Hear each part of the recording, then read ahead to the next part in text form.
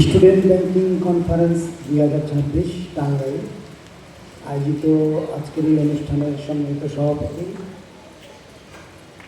Community ব্যাংকের ব্যবস্থাপনা পরিচালকের চলতি দায়িত্বে, এছাড়া উপস্থিত আছেন বিশেষ অতিথি হিসাবে টাঙ্গাইল জেলা পুলিশের অতিরিক্ত পুলিশ সুপার, বিশেষ অতিথি হিসেবে আরও উপস্থিত আছেন ফাইন্যান্সিয়াল ইনস্টিটিউশন ডিপার্টমেন্ট বাংলাদেশ ব্যাংকের অতিরিক্ত পরিচালক জনাব কাজী মুতমাইন্না তাহমিদা, আরও উপস্থিত আছেন প্রাথমিক জেলা শিক্ষা অফিসার জনাব হারুনুর রশিদ।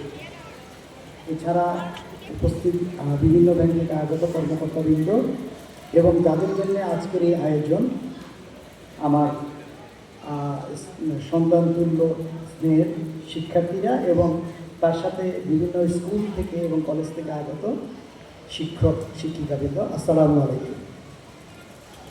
আমি প্রথমেই ধন্যবাদ দিচ্ছি যে এই সুন্দর একটি স্টুডেন্ট ব্যাংকিং কনফারেন্স আয়োজন করার জন্য কমিউনিটি ব্যাংক লিড ব্যাংক হিসেবে কাজ করছে এবং অন্যান্য সকল ব্যাংকের সহযোগিতা করে অনুষ্ঠানের আয়োজন করতে পেরেছেন আপনারা।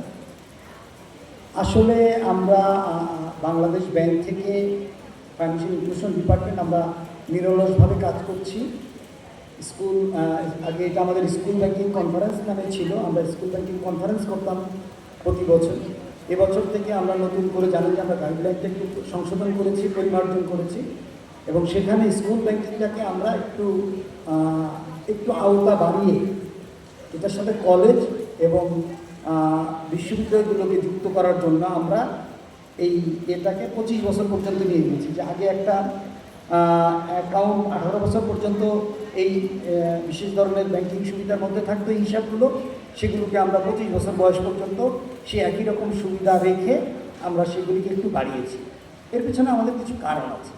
কারণ আমরা দেখছি যে 18 বছর পরেও একটা স্টুডেন্ট তখনই তার আসলে ছাত্র জীবন শেষ হয়ে যায় না।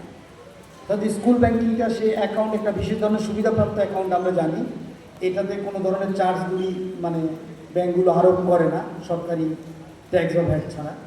তো আমরা চাচ্ছিলাম যে এই সুবিধাটা আর একটু বাড়ানো যায় কীভাবে, যেন কলেজ এবং ইউনিভার্সিটির স্টুডেন্টরাও এই সুবিধাটা পেতে পারে।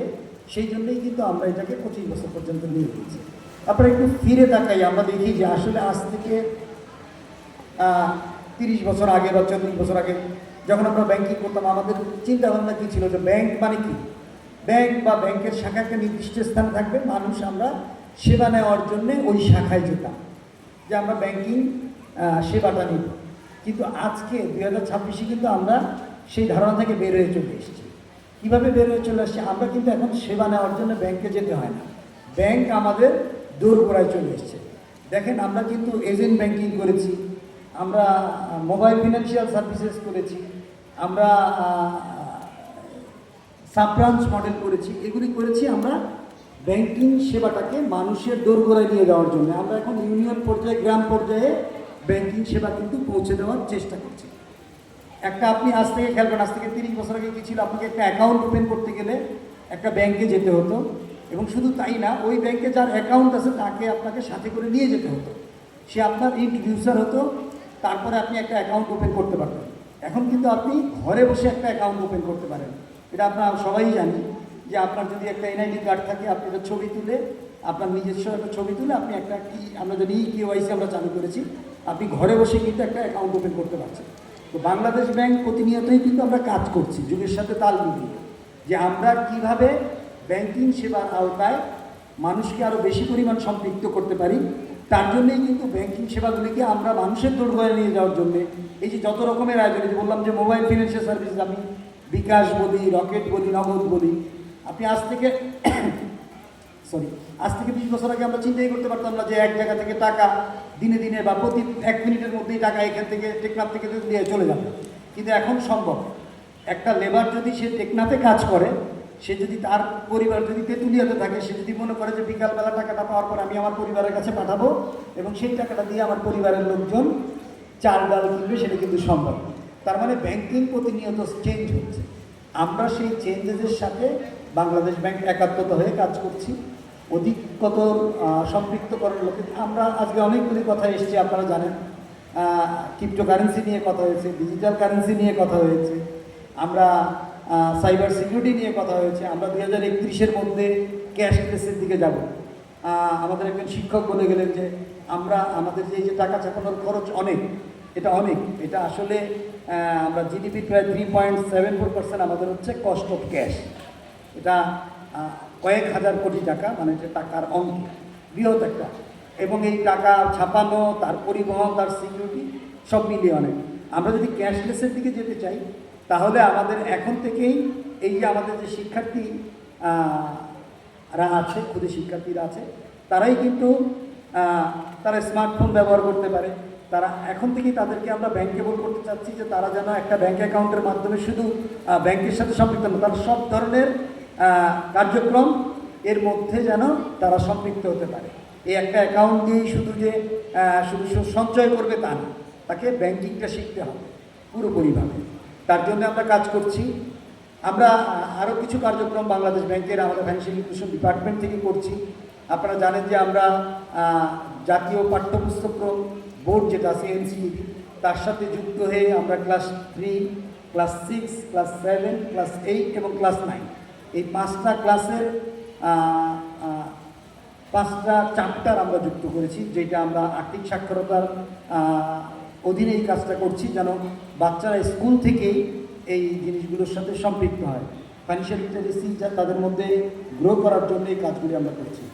আমরা ফাইন্যান্সিয়াল লিটারেসি গাইডলাইন করেছি বাংলাদেশ ব্যাংক থেকে।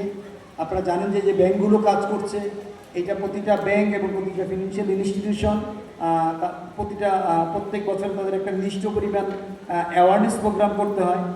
আমরা যেন অধিক পরিমাণে লোককে আমরা ফাইন্যান্সিয়ালি অনবোর্ড করতে পারি, ব্যাংকিং সেবার আওতায় নিয়ে আসতে পারি, সেই জন্য কিন্তু আমাদের কার্যক্রম চলমান আছে। এছাড়া আমাদের ডিপার্টমেন্টে অনেকগুলি রিফাইন্যান্স স্কিম আছে। আপনারা জেনে অবাক হবেন যে আমাদের একটা রিফাইন্যান্স স্কিম আছে, যেটা হচ্ছে 10, 50, 100 টাকা। এটা আমরা নো ফ্রিল রিফাইন্যান্স স্কিম বলি। এটা হলো ক্ষুদ্র ঋণ, মানে এটা প্রান্তিক কৃষক, ভূমিহীন কৃষকদের জন্য আমাদের। এছাড়া এখানে এই স্কিমটায় শিক্ষার্থীদের জন্যও কিন্তু তারা শিক্ষা উপকরণ যেমন ল্যাপটপ বা কেনার জন্যও কিন্তু এখান থেকে লোন নিতে পারে।